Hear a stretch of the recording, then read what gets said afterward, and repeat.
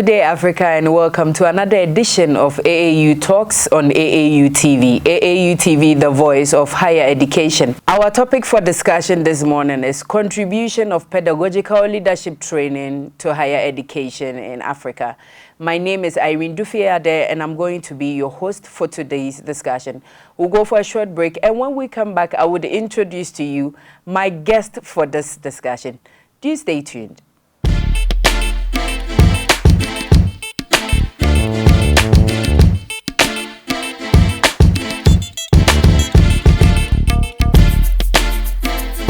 Are you an institution or individual? Do you intend to organize a memorable event to be archived for future reference? Then look no further than AAU Studios, because it's your best bet.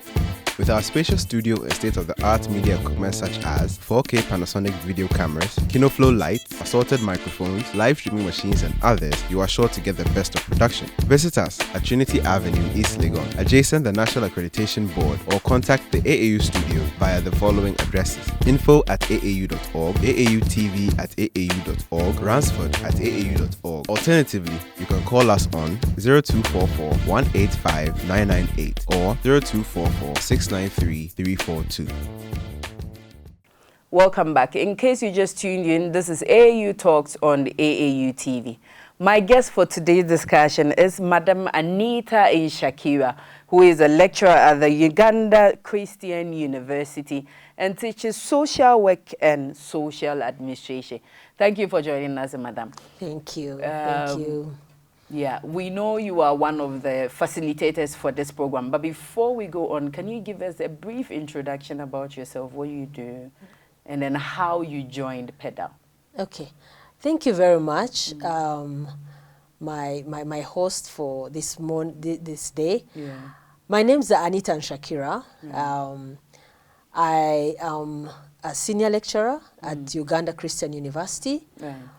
I have taught for 14 years at UCU, and I've been in the Department of Social Work and Social Administration under the Faculty of Social Sciences. And I've been teaching a number of courses, sociology, all the sociology courses, Introduction to Sociology, Social Anthropology, and Social Institutions.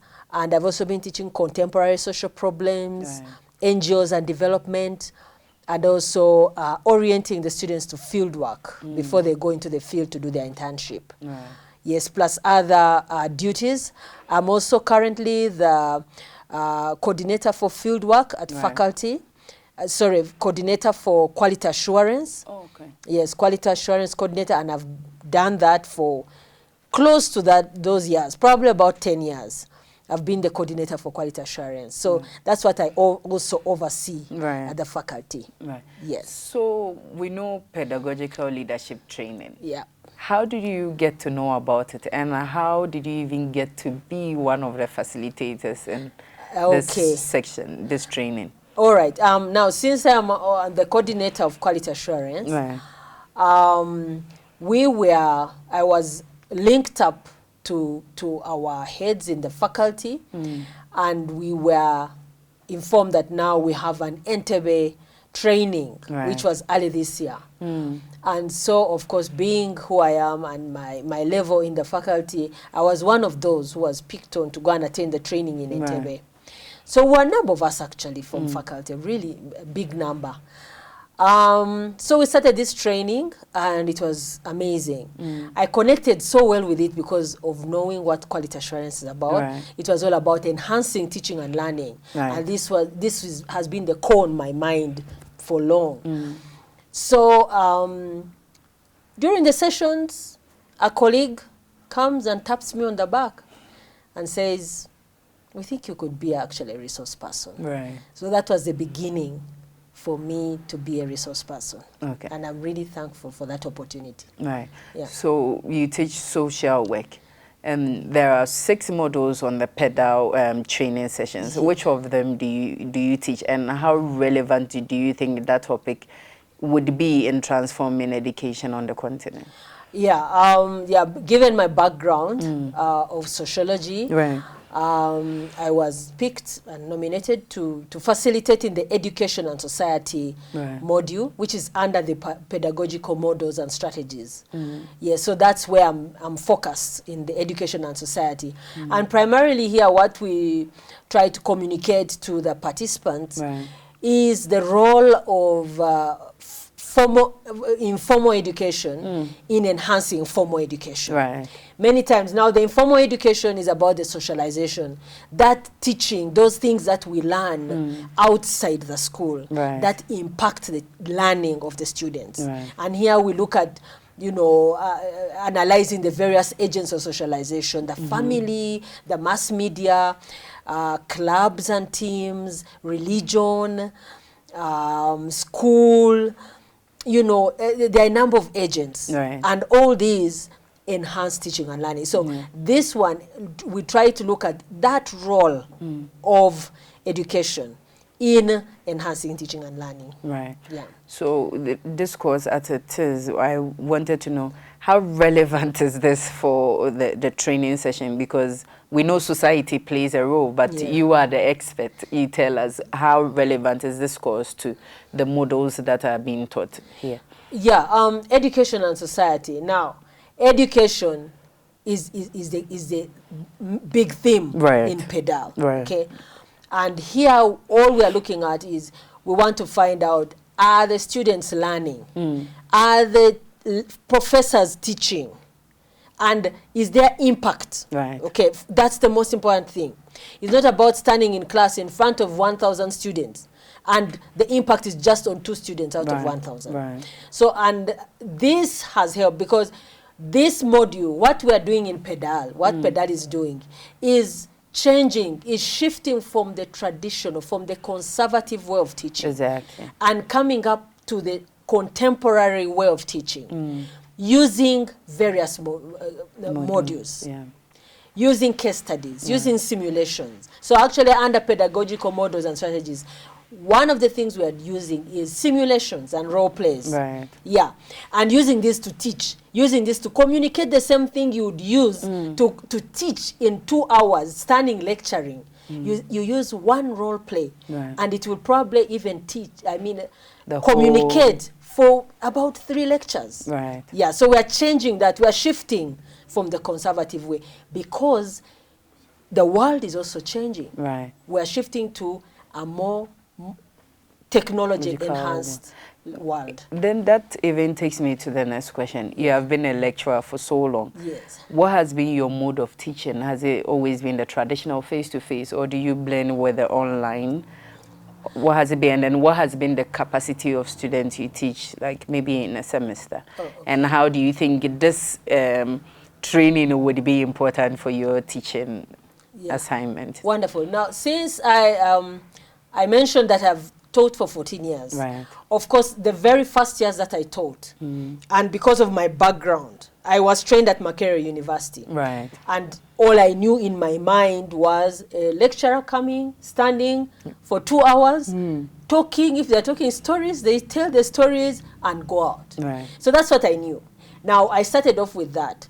But along the way, with reading, with interaction with colleagues and all, I adopted new methods of teaching. Right. And also, given the numbers, I adopted new methods like group discussions, videos, you know, because of technology. There are so many videos that go around. So you're teaching sociology, and here is a video on xenophobia in South Africa. Right. Why not use it to be able to communicate the impact of apartheid on that community? Right. So I use videos, I use group discussions, I use, of course, interactions, and yes, and of course, I haven't dropped the conservative lecturer of teaching, but continue with it and integrating all these within the teaching. Yeah. Since you've been integrating them, what has been the outcome? Has it been successful? Has it make your work more easier for you and interesting? Amazingly. When I introduced group discussions, number one, the students are able to pick up the concepts much, much faster than when you stand in a class for 2 hours. when I use group discussions, I give them the topics to go and read, come back and discuss. Right. And it's amazing what the students do. It has not only taught them the concepts, but it has also built them up. Their capacity to be able to stand. Some students are too shy. They fear standing in front of others. Exactly. So it has given them confidence, built their esteem, given them, they have changed. They change along the way when they learn to present, and they also learn to read on their own. They drop that spoon feeding, which they have been using all along from primary school. Exactly. They drop it. And they say, now we have to go and read. And they read on their own, and they research and come up with amazing presentations. Right. So it changes them wholesomely.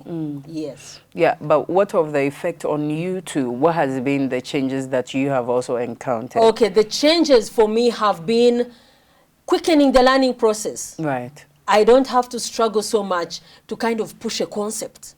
Like I'm teaching ethnocentrism, or I'm teaching about various types of families and the advantages and disadvantages they present. They are able to understand better when they go and read and come and present. Right. So I am able even to assess them much easier. Like now, the biggest number of students I teach per semester is 200. Okay. Now, when you teach 200 students and you give them group work, they do it in groups of 10, 10, 10. So when you assess them, the presentation mark is the same. Right. So you're going to spend less time assessing them also, because they have done it as a group. Yeah. So you probably give around the same mark. Right. So you reduce on how much you have to read. Right. And so it quickens the assessment process, and it's more effective. Right. Yeah.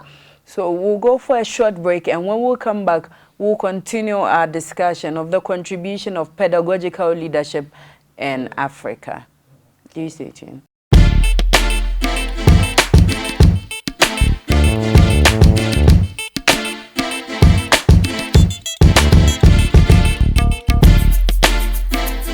Are you an institution or individual? You intend to organize a memorable event to be archived for future reference? Then look no further than AAU Studios, because it's your best bet.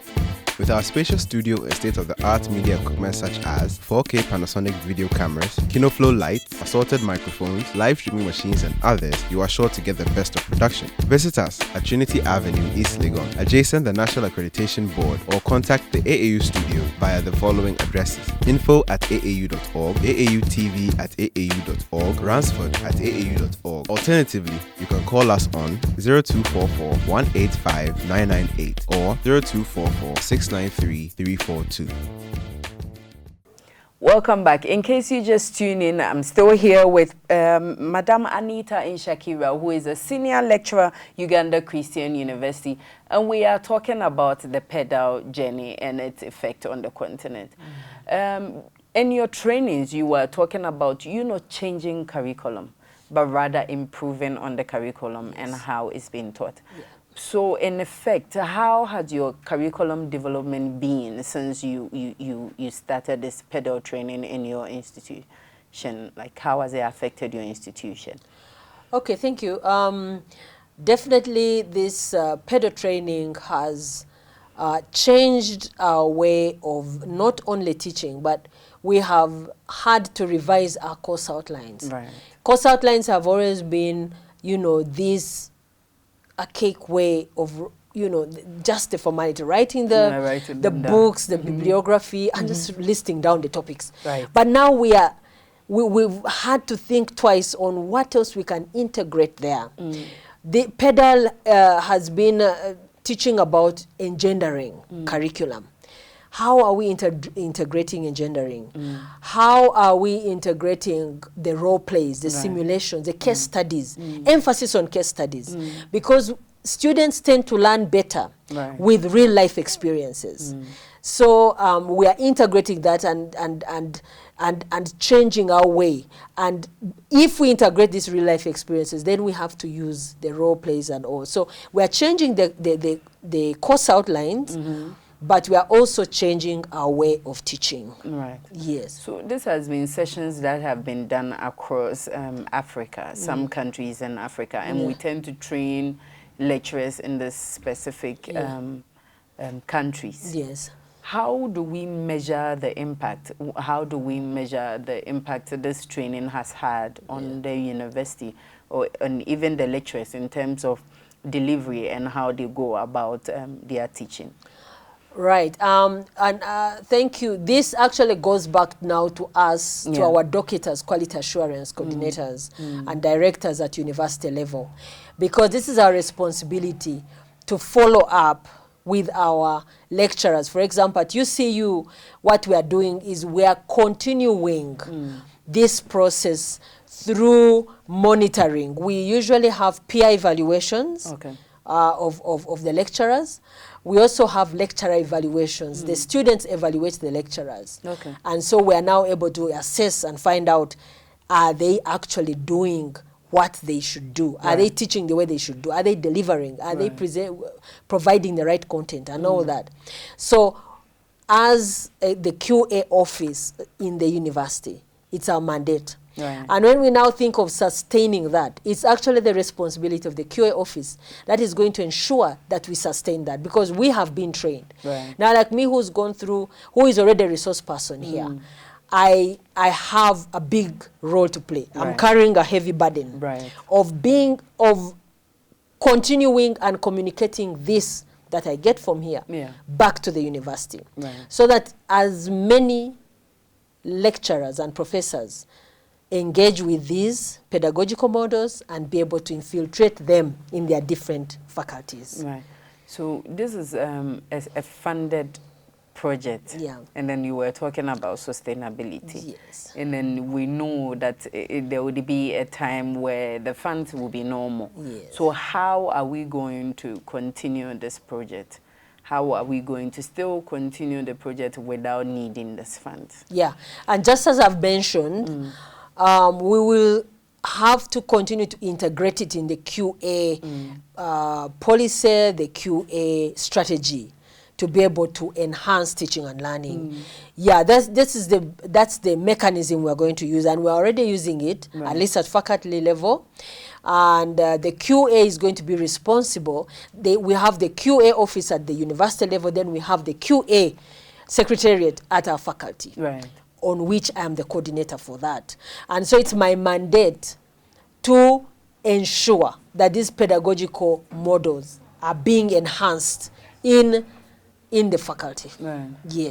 And it should be sustainable then. We may not have so much money, but we are going to do as much as we can to work, because we are employees of the university. So we shall make sure that we continue to sustain it that way.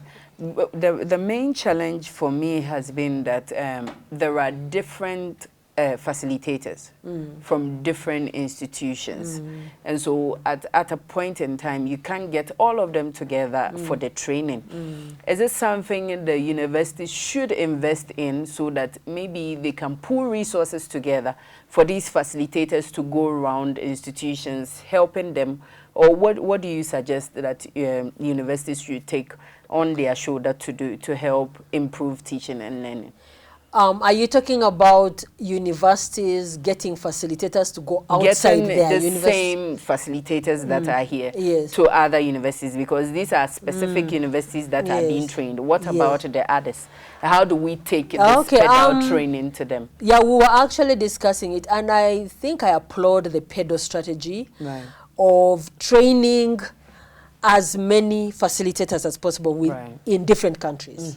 So already Uganda, we have a number of trained facilitators. So I believe that these facilitators who are trained are going to go across the country and go to all the other universities. We were actually discussing that with a colleague yesterday, and we're saying, it makes sense, so that now those of us who are trained in Uganda go around Uganda and do that work. But probably the question will be, will it still be PEDO facilitating that, or it will be our respective universities? Probably that is something to explore and find out how that is going to work. Because already Kenya, we've already got a number of resource persons. So we believe that that will be sustained because they will go around and finish the work that has begun. So my last question would be, the models that you have been teaching, these are new. These are the new models you have been teaching. Yes. What has been some of the challenges implementing it in your institutions? Okay. Thank you. Indeed, they've been new, and I think one of the challenges has been the technology. Right. Even here, facilitating here in the training that we've just completed. You have a laptop and it can't connect to the HDMI, and you need another cable, and the cable is not here, and you have to run down, look for a cable. You know, that has been a very, very big challenge. And if we take it to university, that is also a challenge, but the challenge at university level is the internet consistency and power, strength to be able to ensure that students can be able to use the e-learning and be able to carry on the work and use Moodle. Because you see, if all these students have to use internet, it has to be very strong. It has to be consistent.